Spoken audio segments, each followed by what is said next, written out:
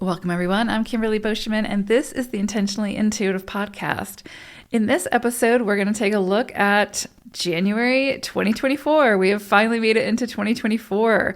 So happy New Year. And we're going to take a look at each individual life path number, the forecast for January 2024. Before we get into that, though, if you haven't already watched or listened to your forecast for 2024, it is up on my YouTube channel and my podcast for each individual life path number. I highly suggest checking that out. Also, if you haven't already booked some time with me to have your own personal year ahead forecast completed or your numerology reading, I also highly suggest that. And you can book some time with me. My information is in the description box below. I would love to take a look and to work with you. Okay, so let's go ahead and get into the magic of this new year. Life Path 33-6. So you all are going to be working with the energy of the 42-6 as well as Manta ray energy. So what's interesting here is this 42-6 energy is the same energy that you were working with around the full moon that happened on 12/26/2023. So if anything came up for you around that full moon, this could be a continuation of that energy, something you're meant to dive more deeply into, something that really is seeking your attention. If you haven't listened to that video, I highly suggest doing so because there will be some other, obviously some other things I talk about in that video that I won't touch on here. But yeah, you could see a continuation this month of that. What's beautiful about the 42-6 energy is this is all about beautification. This is about generosity, peace, and understanding. This is such a beautiful energy for commitments, for coming together, for merging in some way, as well as mending some kind of connection, situation, or, even if it's energetically, like sometimes, when it comes to relationships or connections, it just doesn't make sense, or it's just not healthy to sort of come back together in the physical to sort of mend that connection. It just doesn't, the frequency's off, or it just doesn't work. So sometimes we have to do that energetically. And what I'm talking about here as an example would be like if there was if something happened to you at some point at the hands of somebody else, right? It's probably not the safest or healthiest thing for you to approach that person in the physical. Maybe it is, maybe it isn't, but I'm just using this as an example. And so to sort of not put yourself in harm's way, you can work with this energy energetically, right? So you can heal this connection energetically. You can forgive this person, see the divinity within them, still hate the act, still not be okay with the act. It's okay, right? Love the person, hate the act. It changes the energy. But there is, in finding some level of forgiveness or grace within that situation, whether it's forgiveness for yourself, forgiveness for the other person, forgiveness to the universe, whatever the case may be, energetically, that can do a lot when it comes to freeing you from that connection, from that baggage, from whatever it is that's binding you from that. So under this 42-6 energy, it's likely that, things may resurface now that could have been quite traumatic in the past.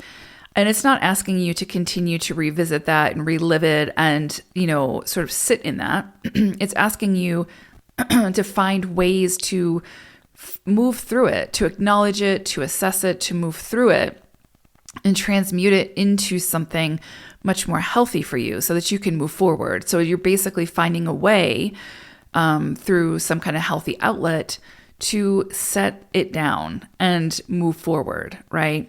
And to do that in some kind of peace and understanding. It doesn't mean that you understand the act, right? That's a whole nother story. It's more that you understand that, if you continue to revisit whatever this was and hold on to that anger, that resentment towards yourself, towards the other, towards whatever, towards the universe, it's going to keep you stuck there. right? You're carrying a burden that you don't need to be carrying. And so sometimes we need to call in professionals to help us through that, and that's okay. So you may see that come up around this time, is my point.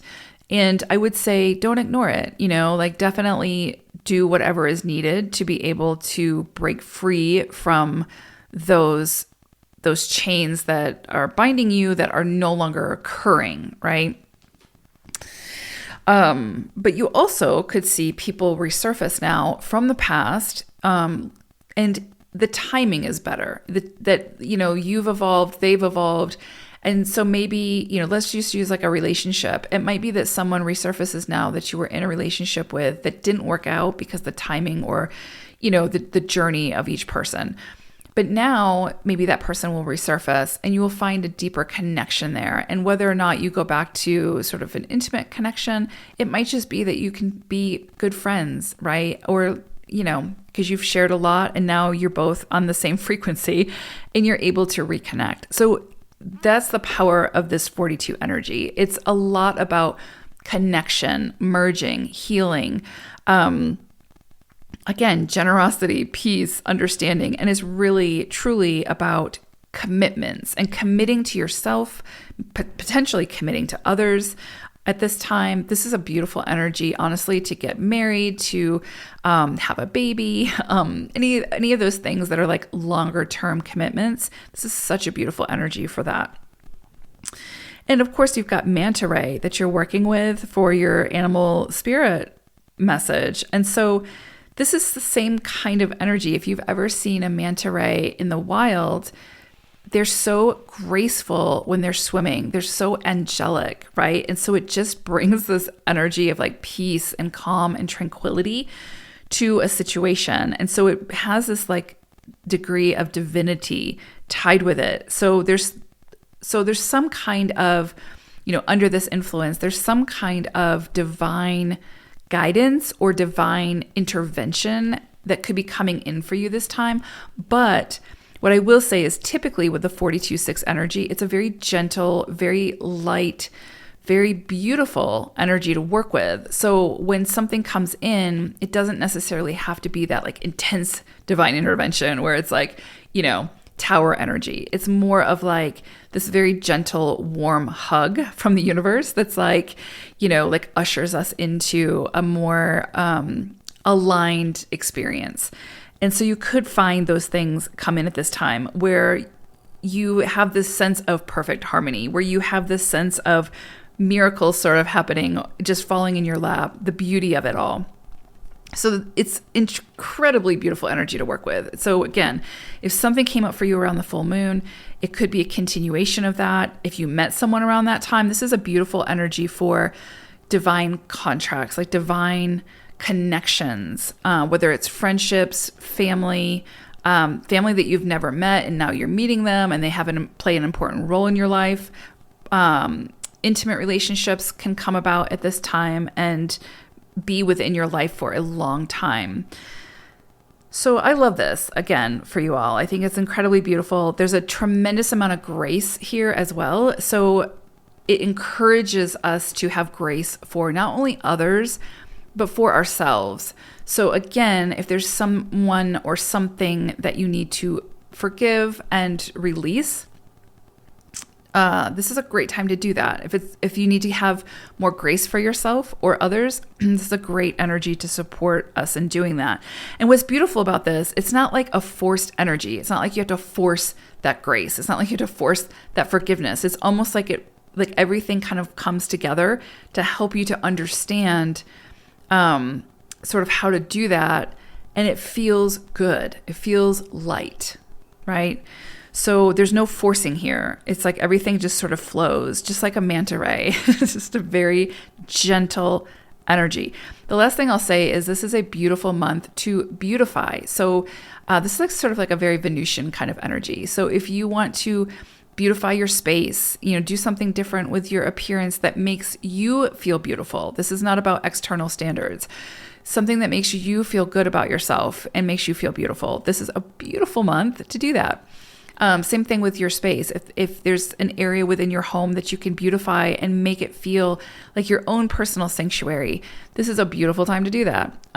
Bringing more plants into your home is also a great idea because it connects you with nature and the beauty of nature. Spending more time in nature, this is a great time for that as well. It's like when we see something really beautiful and when we surround ourselves with beauty or what we find aesthetically beautiful, it truly does lift our spirits. It truly does like ignite that beauty within us that's already there, but sometimes we overlook. So anything that you can do this month to surround yourself with, that sort of grace and beauty and calmness, this is such a great time to do that, as well as generosity for others and generosity for self. So I know for 33 sixes as well, right? It's like the focus is so much on other people a lot of times that we can neglect ourselves. And so you want to make sure that, that you're being generous for others, but you're also being generous to self, that you're having grace for others and understanding for others, but you're also having grace and understanding for yourself.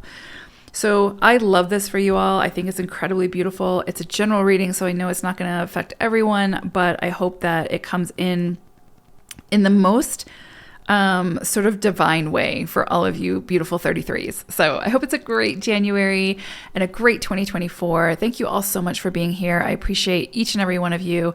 Take care. I'll see you again soon. Bye, 33s.